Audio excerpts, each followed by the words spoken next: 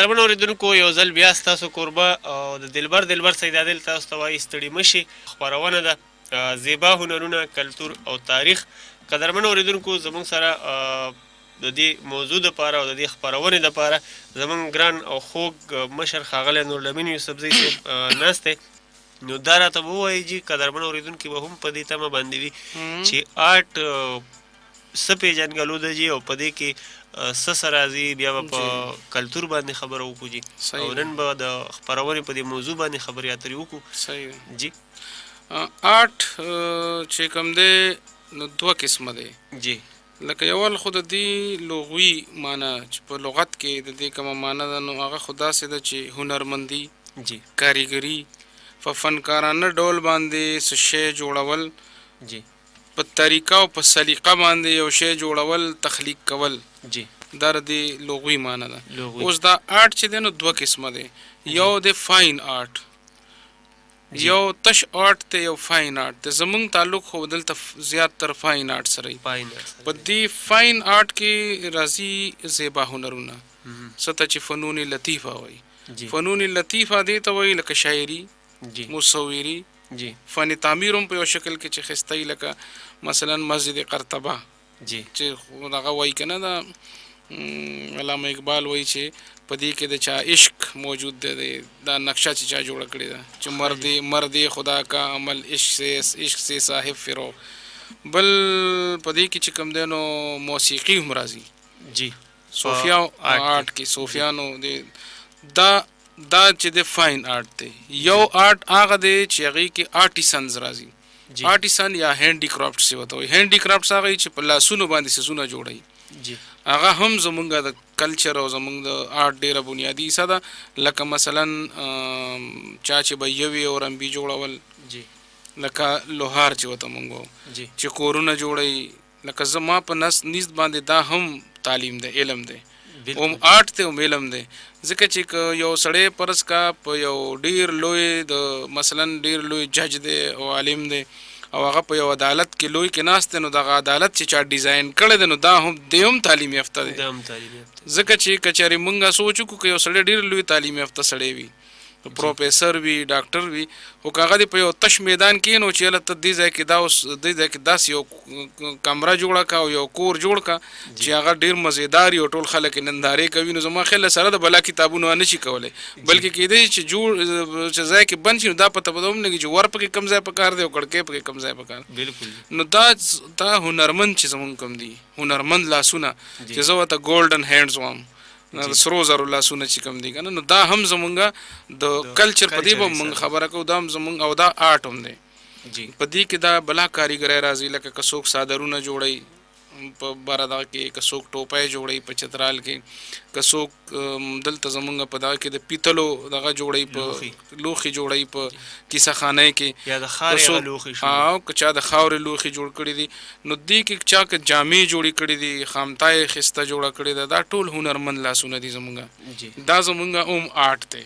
او دا زمونږ که یو پله دا زمونږ دغه د سمال انډسټري ده، لکه وړوکی صنعت دی، لکه دا دومره مضبوط صنعت دی چې لکه دا مشهوره خبره ده چې څه وخت پیرنګیان رالل نو په بنګال کې چې کوم دی نو د ښه دغه جوړونکي پاپلین جوړونکي چې کوم نو هغه جولاهې چې ورته وایي، نو هغه هنرمندان چې وو نو د هغوی نه په سوونو نه لاسونه پرې کړي چې دا هنر ختم شي، ځکه چې هغوی وی چې دا خام مال موږ دلته نه وړو او موږ ته جوړو ده. نو لکه د دې نه پته لګي چې دا زمونږ توان او طاقت هم دی او دا زمونږ ښایست هم دی. او دلته ماته د خان عبدالغني خان یو خبره یاده شو، یونیورسټۍ ته راغلی نو هلکانو ورته وي چې موږ ته په خپل کلچر باندې خبره وکړه، نو هغه ورته وي چې پرېږدئ مړ وي بیا به ویټینګ نه شئ، دوی ورته وي نه جي موږ ته وکړه. نو چې سټیج ته وخته یونیورسټۍ نه وي په تاسو کې څوک لوهار شته پاسئ، نو که څوک ونه پانسید، بیا وی تاسو کې څوک ترکاڼ شته نو څوک پانسېدل، بیا وی تاسو کې چې کوم دی نو څوک جولا شته، نو چې دا ټول پانسېدل نو د سټیج نه را روان شو. نو دوی ورته ولي چې لرې وي ستاسو پلارانو خو یې چې دی نه وي صرف غویانو پسې تګ کړی دی، وي ستاسو د هغې غویان مشرانو وي چې تاسو کوم ستاسو کلچر چې وي چا راټینګ کړی دی، نو تاسو خو یو کس په هغې کې پانسېدئ، دومره در کوم جرأت نشته چې وایي چې او زه د پلاني زوی یم. نو دغه هم زمونږ هنر دی او دا زمونږ انډسټري هم ده او دا زمونږ لکه دې کې زمونږ د ښځو بیبیانو د لاس هنرونه هم شامل دي هغې کې ګلونه کول شو دغه شو دا ببوزي خسته جوړول شو داسې بلا هنرونه دي بنینونه جوړول شو نو دا ځان دا د آرټ یو حصه ده یعنی هینډي کرافټ چې ما تاسو ته څنګه وی چې لکه سرو زرو لاسونه دي هغه د دې سره سره چې مونږ کوم آرټ باندې خبره کوو نو هغه شاعري ده مصوري ده فن تعمیر ده دا آرټ چې کوم دی انو دا د کڅړې سوچو کې څنګه چې د خدای پاک د بیان قوت انسان لور کړی دی دا په دې کائناتو کې بل مخلوق چې کوم دی نو هغه د بیان داسې قوت نه لري د انسان نه علاوه دا اشرف المخلوقات ته دلې درې څلور ډسټینکشن دي یا امتیازي حیثیتونه دي یو دا چې د خبرې کولی شي یو بل په خبره پوهولی شي د بیان قوت لري او د خسته بیان هم کولی شي دویم خبره دا ده چې دا انسان چې کوم دی نو د تخلیق کولی شي دا بل کائناتو کې بل څوک نشي کولی دریم صلاحیت دله خدای پاک دا ورکړی دی چې د خپل عقل په زور باندې ساينس او ټیکنالوژي پیدا کولی شي په ده کې دا صلاحیت هم اچولی دی چې د خپلو بچو تربیت په صحیح څاروي چې دی چل ښایي صرف او د صحیح تربیت کولی شي روزنه او پالنه بالکل نو دا دی چې د مکلف کړی هم دی په بعضې عملونو باندې نو زما دا خیال دی چې د آرټ چې کوم دی کوم شاعري ده مصوري ده نو د دې دا دستار هم خدای پاک د انسان په سر ایښی دی چې یو پلې وله د بیان قوت ورکړی دی وعلمه البیان نو بل پلې ورته د کائناتو ټول ښایست ویلی دی په قرآن کریم کې ورته بیا وایي چې په بیاي آلاء ربکما تکذبان نو دغه ښایست او دغه ښکلا چې دی د دې مصوري کوي مثلا دی په دغه ولاړ دی په غر باندې او دغه وخت کې نور راخیږي او نور راخیږي او د غر په ویښ کې سین بهیږي صفا صفا اوبه دي او په دغه سین کې هغه نور ښکاري برخ هغه خیږي بره هغه په سین کې ښکاري نو هغې سره که ته وګورې چې دغه منظر دی وکته نو دې کې دا ونې هم الټوي بالکل نو دې ته هینګینګ ګارډن وایي هینګینګ ګارډن یعنی باغ اویزا زوړند باغ اوس دا چې کوم پینټینګ خدای پاک کړی دی لکه دا د خدای پاک مصوري ده اوریجنل شکل کې نور راخیږي په سین کې چې دی نو د هغې هغه ښکاري د هغې ریفلیکشن دی بیا په غر دی بس په دقه شی چې دا انسان جوړوي د هغې فوټو جوړوي تصویر جوړوي هغه خو اصلي مصور جوړ کړي چې دا انسان هم تخلیق کړی دی نو دا دی د هغې هغه ښکلا دې سره خپل خیال شریکوي نو دا دله خدای پاک دا صلاحیت ورکړی دی دویم قسم د آرټ یا چې مونږ چې ته فاین آرټ وایو چې په هغې کې هغې ډېره لویه لمن ده د هغې هم په هغې کې مونږ آرټ چې دی د هغې ټولو لطیف فنونو یا د زیبا هنرونو یعنی د شاعرۍ مصورۍ فن تعمیر مجسمه سازۍ موسیقۍ څومره چې تخلیقي جانرونه دي او میدانونه دي د دې ټولو دپاره یو شریک یا سټل نوم آرټ دی او خصوصا فاین آرټ په دې کې چې کوم دی نو دا هغه پلیټ فارم دی چېرته نه چې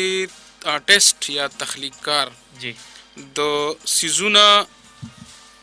سیزونه نور هم خسته کوي موجود سیزونه د انساني جذبو اظهار هم کوي یعنی د انساني جذبو د اظهار دپاره یو پلیټ فارم هم مهیا کوي ځکه چې څه وخت یو شاعر شاعري کوي نو ظاهره خبره ده چې هغه د خپلې خاورې نه د خپل چاپیرچل نه راخلي د خپل فطرت نه د ښکلاګانو نه د دې نه علاوه چې څه کېږي په ژوند کې دې کې انساني نفسیات هم شامل وي نو دا دغه شان چې دی کله دغه شان کې یو سړی مثلا الفاظ نه د الفاظو تصویرونه نه جوړوي بلکې په برش باندې څه جوړوي نو څنګه چې ما تا ته ووایي چې لکه د فطرت ښکلا که په برش جوړوي که انساني یعنی دا انسان احسن تقویم دی نو که د ښکلا په برش باندې ورچوي نو دا چې دی دغه ځای کې دی یو شکل کې په ادباري شکل کې حسن هم تخلیق کوي یو حسن حقیقي دی هغه خو بنده نشي تخلیق کولی خو په ادباري شکل کې چې کوم دی په یو شکل کې هغه حسن هم پیدا کوي تخلیق کوي بل دا ده چې دی که چېرې یو پله دی د انساني تهذیب او دغه چې کوم دی که نه په دې کې امن مینه او برداشت رورولي زغم ډیسنټنس پولایټنس نرمي دا پکې راولي دغه زیبا هنرونه دا ځکه چې کومه سوسایټي کومه ټولنه کې زیبا هنرونه ختم شي یا د خلکو هغې سره رشته ختم شي نو دا ټولنه چې دی نو دا شنډه شي او چې چېرته شنډه شي ټولنه په دې لحاظ سره نو هلته کې شدت پیدا کېږي انتها پسندي پیدا کېږي ځکه چې دا چې کوم دی په ژوند کې نرمي او خوږوالی پیدا کوي ځکه یو پوهان دی هغه وایي چې دا انساني دغه چې کوم دی که نه ټولنه ارتقا نو دا راتلونکي سیاستدانان مخکې نه بوځي بلکې دا دانشوران او تخلیقکاران چې دی نو خدای پاک دې کار باندې ماموره کړي دي دې کې چې دی کله مینه خورئ محبت خورئ د ده په تصور کې چې کومه دنیا وي یو یوټوپیا وي او هغه تصور کې چې کوم مساوات وي مینه وي ورورولي وي خوږوالی وي برداشت وي زغم وي نو دغه دنیا ته دی دا نور خلک هم بوتلل غواړي لکه دی دا عمل نو په دې عمل کې دی چې دی د دې اظهار دی ډېر په خوږه او په جانانه طریقه باندې کوي نو ظاهره خبره ده چې په بالواسطه طور باندې دی په انساني ژوند کې بدامني جهالت ظلم جبر عدم برداشت او نفرت دا ټول چې سوره ازغي دي نو دا ته وباسي که یو پله پکې د مینې او د ښکلا ګلونه خورئ نو بل پله تېنه د بدامنۍ او د جهالت او د سختۍ او د شدت هغه ازغي لرې کوي نو دې سره موږ دا ویلی شو چې دا آرټ چې کوم دی نو دا د انسانانو ذوق لطیف چې کمی که نه د چې کوم دکې چې خدای پاک کوم د نرمي او کوم ښکلا او کوم دغه چې دی د کائناتو ته چې دای ضرورت هم دی او چې د انسان د نوم د انس نه چې راوتی دی نو دی چې کوم دی دغه تخلیقکار دغه آرټیست دغه مصور دغه هر څه چې تخلیق کوي نو دی که یو پله دی حسن خلکو ته پیش کوي جذبې خلکو ته پیش کوي نو بل پله دی ښکلا ډیری او دی کلچر په مخ کې بوځي په هغې کې شدت پسندي او دا هر څه ختموي نو دا به ووایو چې دا انسان دا آرټ چې دی که نه خلک خو وایي چې دا د انسان دپاره تفریح ده خو زه وایم چې دا د انسان ضرورت دی یعنی خدای پاک چې کوم دی نو د ذوق د لطیف ذوق په مخ کې بوتلو دپاره او د ژوند کې نرمي پیدا کولو دپاره دا د روحاني ضرورت ګرځولی دی او دا د دپاره یو ډالۍ هم ده ځکه چې تا به چېرته غویې یا سنډه شاعر نه لیدلی لکه شاعر نه به د مصور لیدلی دا صرف خدای پاک انسانانو له دا ډالۍ ورکړې ده چې که شاعري هر مطلب آرټ که د شاعرۍ په شکل کې دی که د نثر په شکل کې دی که د ادب په شکل کې که نقاشي ده نقاشي مصوری ده که مجسمه سازي ده که فن تعمیر دی که موسیق څومره د دې شیډز یا شیپس چې دي شکلونه چې دي په دې ټولو کې چې تاسو وګورئ نو د انسان چې کوم ژوند کې دې ته وو چې بې کیفه ژوند په هغې کې رنګ اچوي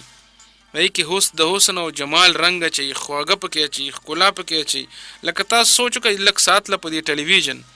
د ټلویزیون نه چې دی نو ته آرټ لرې که شاعري او ډراما او مصوري او دا ټول هر څه ترې لرې که نو خو تش ډبې به پاتې شي که نه صرف شیشه ده بیا جي او د شیشې او دغه د څه دی د پلاستیک یو ډبې به شي مطلب دا دی چې دا آرټ په دې کې خبرې کوي که نه دکه شان که د انساني ژوند باره کې ته دا تصور وکړې چې د دې نه ته د آرټ چې کومه ښکلا ده دا وباسې نو دا به هم ډېر بې مزې او بې کیفه پاتې شي نو مطلب دا دی چې د انساني احساساتو د انسان د استیټک سنس یا د جمال چې دی نو ښکلا او ښایست مونږ په آرټ کې وینو او د انساني جذباتو ښکلا هم مونږ په آرټ کې وینو بیا دا دی که نه چې دا کم امن او سکون ماحول ته ورکوي کم قرارې ورکوي نو دا په اصلي کې معنوي او حقیقي وي یعنی دا څه عرضي نه وي نو ځکه زه دا وایم چې د آرټ چې کوم دی نو د ټول نه لوی مقصد دا دی چې دا انسان چې دی د دې مخاطب هم انسان دی او د دې د انسان احساسي جمال او د هغه روح له ښکلا ورکول د کائناتو د فطرت ښکلاګانې هغه هم انځور کول هغه هم تخلیق د هغې مصوري کول لکه ګوره امرسن وایي چې زه کله د کلي نه وځم او زه لاړ شمه د کلي نه مضافاتو ته د فطرت غېږ ته نو هغه ورځ په ما باندې د الحاد نه تېرېږي مطلب دا چې د فطرت په غېږ کې د فطرت په ښکلاګانو کې په ګلونو کې، په پاڼو کې، په شینکي کې، ما هر څه کې ماته د خدای پاک وجود ښکاري. نو دغه آرټسټ چې دغه تخلیق کله فطرت په دغه باندې په برش باندې پیش کوي، یا دغه شاعر په خپل سندره کې د فطرت ښکلا پیش کوي، انو دا د یو قسم انسانانو ته دا نورم نو چې کله وسره موسیقار ملګری شي د شاعرۍ سره، نو دا نورم اثر پیدا کی، اثر انگیز شي، نو خلکو ته دغه ښکلا زیات اپیل کوي. یو خو د آرټ چې کوم ساهو آرټ دی کنه، یو خدا سي چې آرټ په نوم باندې خلک بیا غلط سيزونه پیش کوي او غیر انساني او داسې چې هغه لکه مثلا فحاشي دی، نو هغه اوس آرټ نه دی. لکه د آرټ چې کوم ساهو او انساني اړخ دی، موږ په هغې خبره کوم. نو زه دا وایم کنه چې آرټ کې چې دی نو حسن او کائنات او آرټ دا درې واړه یو بل سره لازم ملزوم دي. او دا چې دی نو په بیا به زه دا وایم چې دا د خدای پاک د طرف نه انسان ته یو ډېره لویه تحفه ده چې د کې د اظهار ګوره که چېرې د کې دا د اظهار قوت نه وی، مطلب که د کې چې دی نو د تخلیق نشه کولی، د تصویر نشه جوړولی، د خپل جذبات او احساسات په برش کې نشو منتقل کولی، په قلم یې نشو منتقل کولی، نو د دا مرای به خفي وه، دی به د سپوکیشن ښکارو. ځکه چې دا زه تا سره خپله خبره شیر کول غواړم، نو هغه به درته یا کوم نو په ښایسته ژبه کې به یې کوم، نو د بیان قوت چې کوم دی، یا به درته لیکم. نو مطلب دا دی چې دا کوم آرټ دی، دا کوم زیبا هنرونه دي، نو دا د انسان د دپاره یو قسم د سینې د پراختیا دپاره هم دي، د دې دنیا د ښایست دپاره هم دي، د اظهار دا جانرونه دي، مختلف شکل کې د جذبې ځان ښکاره کوي. ځکه چې دا جذبې چې کومې دي نو دا په وجود کې دننه دا لطیف جذبې دي. دغه لطیف جذبې بهر چې راوځي نو دا کثیف شي، یعنی الفاظ کثیف دي. اوس دا خدای پاک دی آرټسټ له دا کمال ورکړی دی چې د کثیف الفاظو او د لطیف جذبو منځ کې یو اتصال، یو ورورولي جوړه کړي. نو که چېرې دا آرټسټ ګاډ ګفټډ نه وي، یعنی دا آرټ چې کوم دی که نه دا 50-50% ګاډ ګفټډ دی، 50% کسب دی. یعنی دا خدای پاک پیدا کړی دغه آرټسټ، لکه څنګه چې سره خدای پیدا کړي بیا ته پالش کا، وی ځل کوه، وی پړه کوه. نو دا آرټسټ چې کوم دی دا چې کله ګاډ ګفټډ آرټسټ وي، دی چې کله دغه کوي، دا اظهار کوي د جذبو او د احساساتو، نو دی دا اثر لري. اوس که چېرې دی ګاډ ګفټډ نه وي نو د ده په دا کې هغه خوند او هغه اثر نه وي کوم چې د ګاډ ګفټډ آرټسټ کې وي. نو دا دا به وایو چې دا د خدای پاک د طرف نه دته ګاډ ګفټډ دی. لکه یو سړی چې فطري آرټسټ نه وي نو هغه بیا به په کسب باندې هم آرټ زده کی، خو هغه شان صفائی، هغه شان ښکلا، هغه شان مزه به پکې نه وي. ایون ته سوچو که کنه بعضې کس وي په دې دا چې کوم کثیف آرټ دی، لکه چې کوم لوړتوب دی، ترکاڼتوب دی، بعضې کس وي هغه د لرګي د یو عام لرګي نه څومره ښکلی شی جوړولی شي، د هغه ګوتې بنده پیژني چې دا جوړې دی لري. او بعضې کس وي هغه چې دی نو شډل بډل وي. مطلب دا دی چې دا دې کې 50% چې دی نو دا د خدای پاک ورکړی دي، او 50% بیا دا په کسب باندې هم حاصلېږي. قدرمن اورېدونکو، د یو وړې شان دمې نه پس تاسو کوربه سید عادل تاسو ته یو ځل بیا وایي ستړي مه شئ. خپرونه ده زیبا هنرونه، کلتور او تاریخ. نورالامین یوسفزی صاحب په آرټ باندې تاسو خبره وکړه، زیبا هنرونو باندې، او څنګه چې تاسو قدرمن اورېدونکي د آرټ د قسمونو نه خبر کړل او د هغې تاریخ او د هغې خاکه تاسو د هغوی وړاندې کېښوده، نو که دغسې تاسو د خپل کلتور په اړه باندې د دوی په مخ کې یو خاکه جوړه کړي نو ډېره به ښه وي. نو د آرټ خبره راټولو هغه داسې ده که نه چې آرټ چې کوم دی نو ډېر زیات د آرټ او د انسان رشته ډېره زیاته قدیمه هم ده. او د موږ که چېرې وګورو نو دا به موږ بیا په آرټ او تاریخ چې ټاله ذکر کوو نو په دې کې به دا راشي مخې ته چې د تاریخ د ټولو نه اتنټک سورس هم آرټ دی، د ټولو نه مضبوطه ذریعه چې کومه ده. ځکه چې مثلا ګندهارا آرټ، نو موږ ته د ګندهارا تهذیب ټوله کیسه خدا کوي کنه. مثلا د هړپا د پنجاب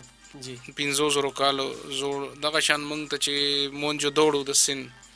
دغه شان نال د بلوچستان. نو چې سوره دې باندې بیا ځان له خبره کوو چې دا د دې او د خو زه صرف دې له راځم چې آرټ چې کوم دی نو دا خو د دې یو خبره ده چې دا موږ ته یعنی ښایست تخلیق کوي او د جذبو اظهار هم کوي او دا بندله مزه او خوند هم ورکوي او د خوند او د مزې سره سره د آرټ یو بله وظیفه هم ده چې د آرټ بعضې اړخونه داسې دي، مثلا موږ به شاعري واخلو چې د هغې یو مقصد اخلاقي هم وي،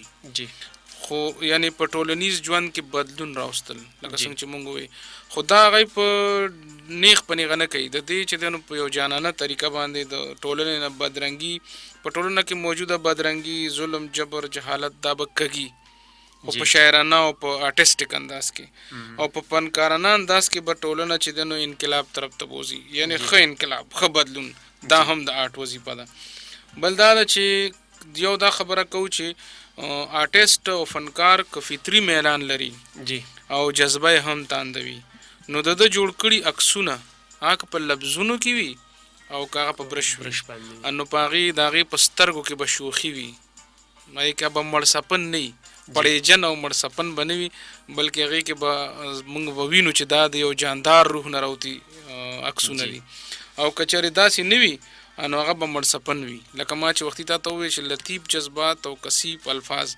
نو دا د لفظونو باندې هم د عکسونه جوړوي. لکه ګوره آرټسټ دی که نه، دا خو آرټسټ دی، شاعر دی که نه، مثلا د عباسین یوسفزي او نظم زما را یاد شو بیسټ پینټینګ، بیسټ پینټینګ چې د هغه کوم نظم دی نو په امریکا کې د مصوره نمایشي او دا مصورانو خپل خپل دغه ایښي، یو تصویر پکې لا د یو پښتون ماشوم وي چې هغه جامې هم نی اچولي، وړوکې غوندې دوره غوندې ماشوم وي، داسې د یو کال هم نی، او هغه بربنډ پروت وي، او هغه بربنډ ماشوم چې کوم دی نو هغه په بارودو باندې لګېدلی وي او د هغه په چای چې دی نو زخمي شوي او د هغې نه وینه را روانه وي داسې په کته باندې، او د هغه خوله چې کومه ده نو هغه وازه پرته وي، او هغې ته د امریکن بیسټ پرنټ ایوارډ ملاو شي.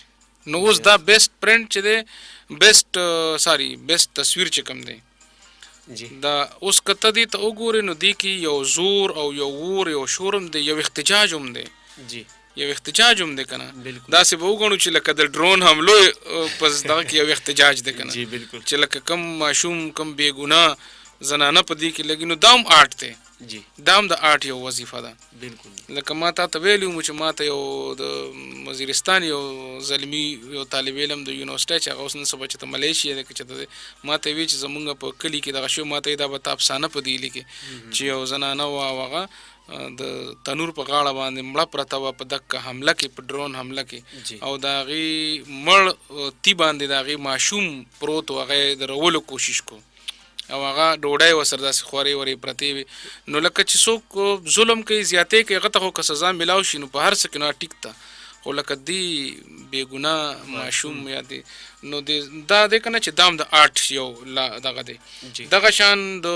قمر رئیس صاحب اوچه پپه، خدای پاک دې قمر رئیس صاحب د خاورې سره وبخي، اوس وفات شوی دی، یو لږې ورځې وشوې،